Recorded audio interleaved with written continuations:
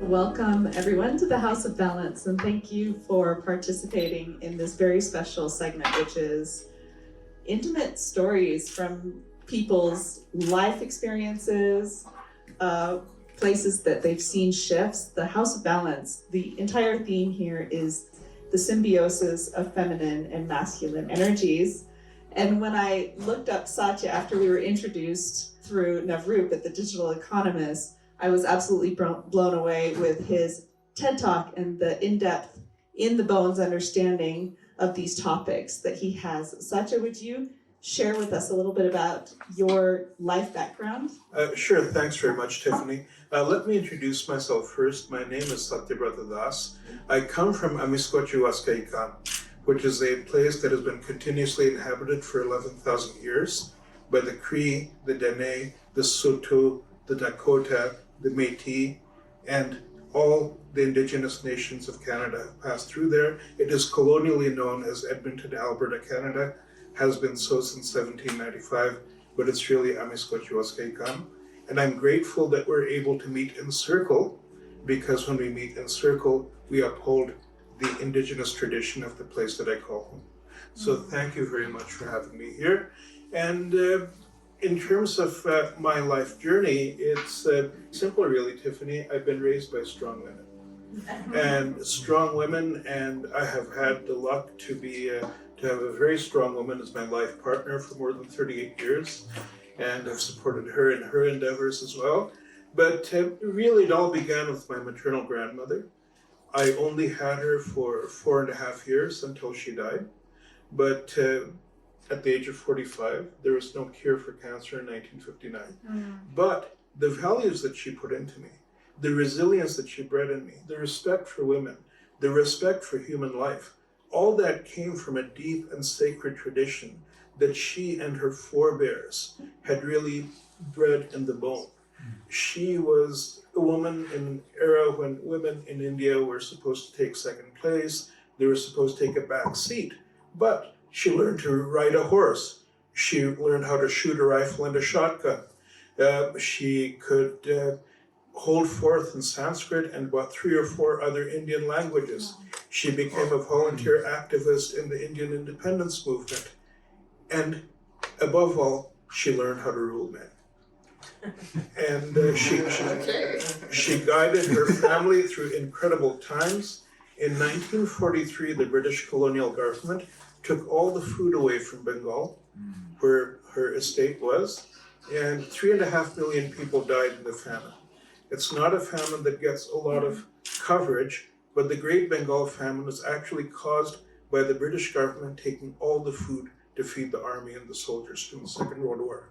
So after she saved and guided her people through that, my maternal grandfather was a feudal landlord.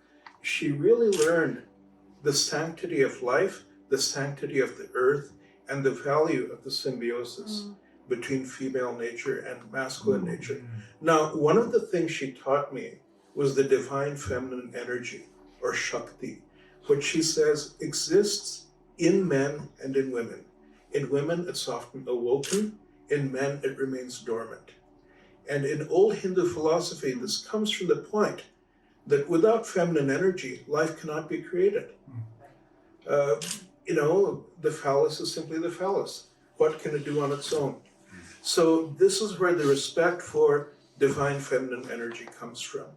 And for me, in the modern world, I've spent the last 40 years of my public life fighting for a society, a world where people of all genders and all origins can live together with dignity, in community, enjoying freedom from fear, enjoying freedom from want, in harmony with one another and with the natural world.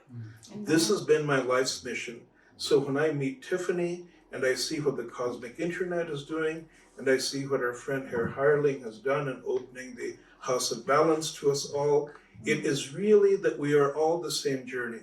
And as your slogan says, we seem to be the few, but in fact we are the many. We need the awakening of consciousness. And to me, there are 3 P's that we need to overcome. And I'll talk about them briefly, because I've been doing that as a man for perhaps against the grain for a long time. These are patriarchy, which is the power system that almost declares that a patriarchal order shall prevail no matter what. Women leaders in patriarchy, like Margaret Thatcher, were very much part of that. The second one is phallocentrism, that anyone born with a phallus, no matter what their gender is, whether they're whether they're gay, whether they're bi, whether they're +2, whatever, anyone born with a phallus suddenly has privilege. So that's phallocentrism. Then there's phallocracy, which is the rule and dominance of anybody who uses testosterone as their fuel instead of humanity and compassion. So these three corrosive P's of patriarchy, phallocracy, and phallocentrism is what really needs to be consciously overcome if we are to restore balance to our lives, to our dignity, and indeed to our respect for nature and our ability to coexist. So in my professional life, I'm a writer, I'm a storyteller. Right now, I work at an innovative organization called the Digital Economist, which is an impact organization. It brings people together under the rubric of the United Nations Sustainable Development Goals to achieve a real impact and make a difference in the world. My founder, the person who I call my boss, is a brilliant 31-year-old woman called Navroop Sadev, and I'm proud to be one of the men who supports a strong woman leader, which is also the theme of what we're doing here. Tiffany, do you have any questions to ask? Because I sort of feel like I'm babbling and rambling on. So many. So as you can tell, this incredibly deep understanding of the topic. I'm going to start with the first one, which is, can you go a little bit further into the Shakti energy and how it's dormant? Okay, so essentially in that school of Hindu philosophy of Shakti and Shakta, Shakta being the masculine, Shakti being the feminine. So Shakti is awakened in mythology whenever there's great injustice in the world. So Shakti manifests herself in many different forms as forms of the mother goddess. And the evils the mother goddess identifies are egotism, selfishness, greed, cruelty, a complete disregard for the well-being of others. These are many of the evils we see in the world today. You know, this morning when I was at one of the sessions, someone was pointing out that even until 20 years ago, we had a social contract, that there was a responsibility of duty and care for a business to people who worked for you. Now you can lay off 10,000 people with a stroke of a pen and your share prices go up. So this is why we need Shakti, because this kind of creation is completely inhuman. I won't name any names here, but there's a certain man who strokes his own ego by blasting off into space. But every time he sends off a SpaceX rocket, he has undone 50 years of Teslas on the street with one rocket blast. So you ask yourself, if this isn't to feed ego, what is it for? If it isn't to feed a masculine and a phallocratic ego, what is it for? So consciously, if we're going to change, we need to be aware of the Shakti within us, no matter what gender we belong to. We need to awaken it, and we need to positively apply feminine energy in a way that will achieve better human outcomes, better planetary outcomes, and better societal outcomes. Wow. So it's funny because you mentioned Navroop, and she's a dear friend, and the first time I met her, the word Shakti came right into my mind because I was like, you know, she's got this embodiment, and there is this element of also the passion and the fire that comes with not only birthing new life, but also allowing the old one to die away. Yes. Right? So I've never heard the term phallocracy before. When you think about it, it's actually the toxic application of patriarchy.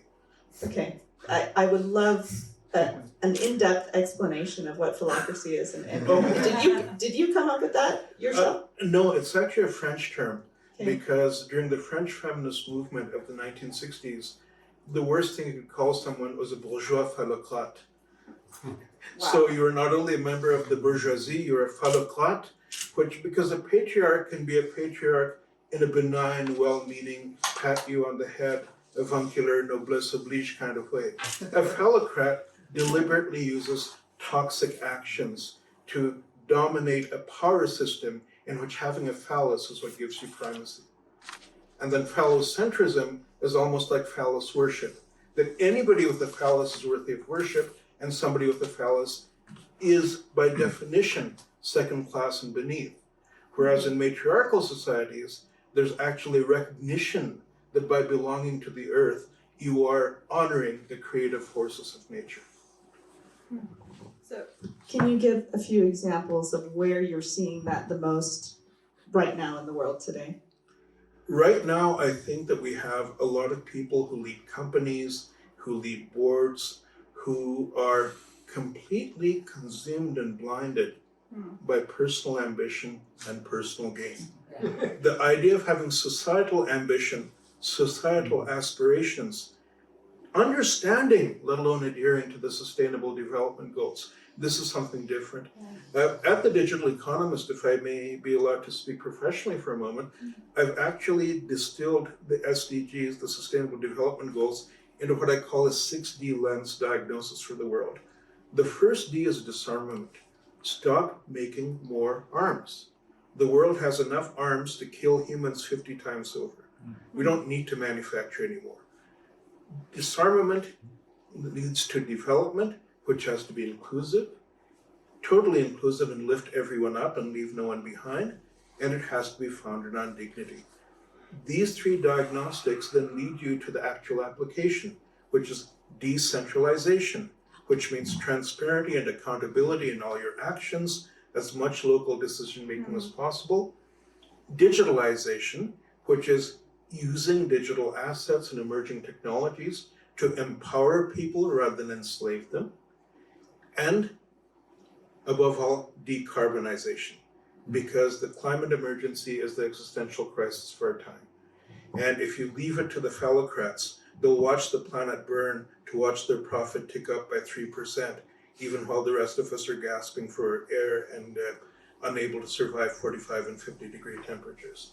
So with this 6D lens, disarmament, dignity, development, leading to decarbonization, decentralization, and above all, digitalization, we can begin to save the world. If you're a private company, the D for disarmament becomes deployment of resources to meet environmental, social, and governance outcomes and to adhere to the social development goals. Make sure your resources are put there.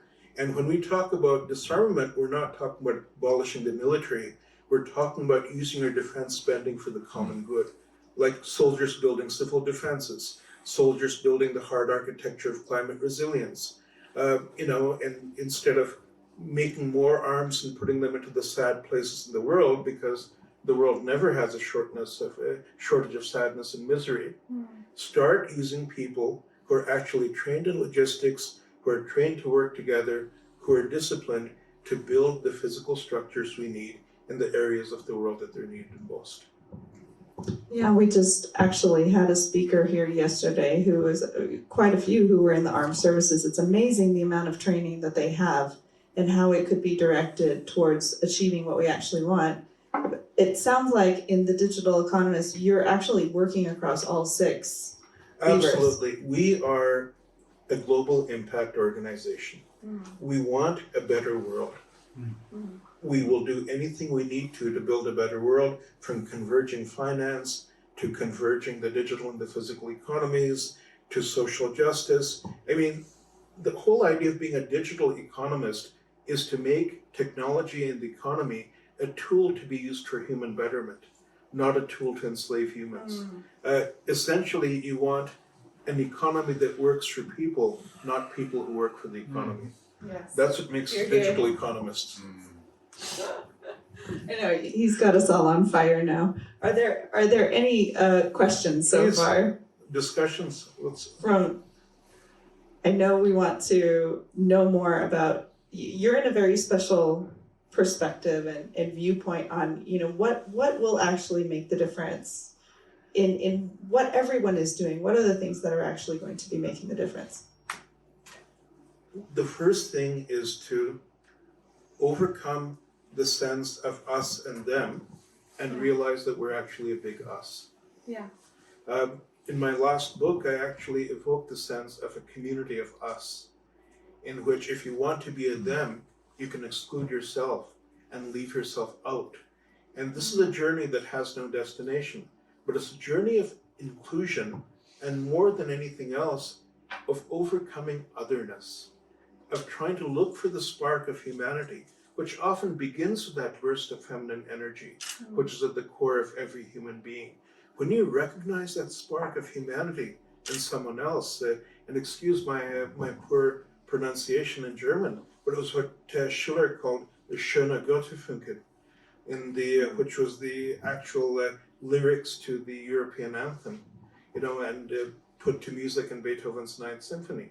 So he's talking about how all humans will enjoy fraternity, in the context of the time, fraternity, but basically unity under the wings of this sense of all belonging to one another with the bright spark of divinity which brought them forward. And that's the bright spark of divinity that I call Shakti. Yeah, your background is so rich there in informing that, and I think we've lost that in the West is that tradition. And as Hans Martin said, the West backwards, right, is the few, and Exactly. we are the few, but we will be the many, and then after we become the many, then we become one. Exactly. Absolutely. Absolutely. Well said, Tiffany. Well said indeed. Well, I'm stealing. I'm stealing for these brilliant colleagues at the House of Balance. Does anyone have questions? Yes, Leila. Yeah, can you please elaborate? I mean, this is really fascinating, so thank you for sharing.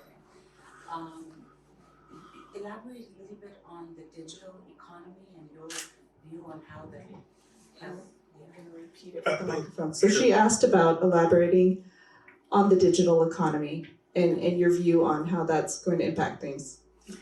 The digital economy is just a tool of technology. Technology can either enslave people or it can be used to enrich lives and to better the human condition. The thing is that technology doesn't have a philosophy, it doesn't have an ideology, it simply is. And it's how do you want to use it? I think Muhammad Yunus, who founded the Grameen Bank, which is microcredit for the poorest of the poor, said technology doesn't yet have a mind of its own. Wow, yeah. With artificial intelligence, it may soon one day, but really the question that the pandemic forced us to face was one of human hubris, this egotistic pride that we could do anything, but then a tiny organism that we couldn't even see brought the whole world to a halt. So if that didn't break the phallocratic ego, nothing will. And when we come back and we look at how we build back, we see how digital technology helped, because we started meeting each other on Zoom. No matter where we lived in the world, we could come together across video screens, and even in a two-dimensional way, the human connections we made in 2 dimensions are now being richly amplified now that we see one another on 3 dimensions. In fact, I didn't meet my CEO Navroop until this morning. This is the first time I've met her, yet we've worked together intimately for months and months and months. So, but you can also have a complete transparency and complete trust, because using digital assets in a positive way means that you could actually talk to and connect with one another. And then when you follow that up with a 3-dimensional, then once again, the digital world just becomes a tool for you to use. What we want to do is we want to converge the digital and the physical economies with the sole purpose of improving the human condition. I can't imagine somebody not wanting to work with you after hearing this talk, especially with the breadth of what the digital economy is bringing about. I mean, it touches literally everything. And so one last question, unless you all have a question. You're the world's largest tokenization think and do tank. Yeah. Is that right? And so why the focus, or why the strength? Because I know you do a lot, but why the strength in tokenization specifically? That's Navroop's expertise. She's one of the pioneers in blockchain for business, but her revolutionary take on that was to show how blockchain and tokenization can be used for the common good. For the common good, and for even tokenizing things like indigenous wisdom, of indigenous natural capital, and all of these things. So giving an economic value, which essentially gives power to the powerless and voice to the voiceless, using digital means. She's brilliant in that. She's an absolute pioneer, and I'm learning from her every day. Beautiful. So after this talk, you may want to speak to Valentine Stockdale over there, who was one of the founders of the World Indigenous Forum with over 7,000 attendees. Oh, fantastic. Okay, love to. This beautiful convergence. Thank you so much for joining and sharing your wisdom. I know there's so much that we can learn. I mean, you've already opened my mind to several concepts that I didn't have before. But well, thank you for bringing me here, because I think the work that you're doing is fabulous. And I'm so glad to be part of your journey. Thank you. Thank you. Thank you.